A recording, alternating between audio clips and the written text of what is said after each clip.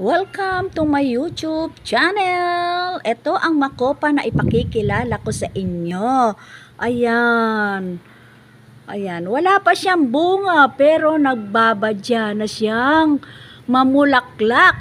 Pero may nakita ako. Ayun. Nasa taas yung bilog-bilog. Ayun. Nakita nyo ba? Ayan.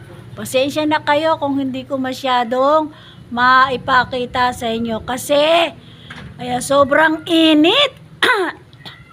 Ayan. Mega love shout out po sa inyo. Ayan. At katabi niya yung malunggay. Malunggay. Ayun. Nakita niyo yung malunggay?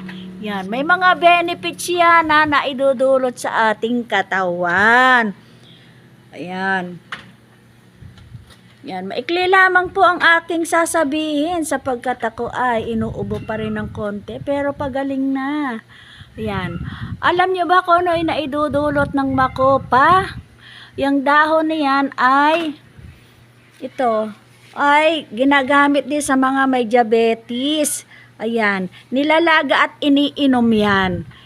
Ayan, kahit araw-araw yan na lang ang gawin ninyong tubig ninyo, mabango naman siya, masarap inumin.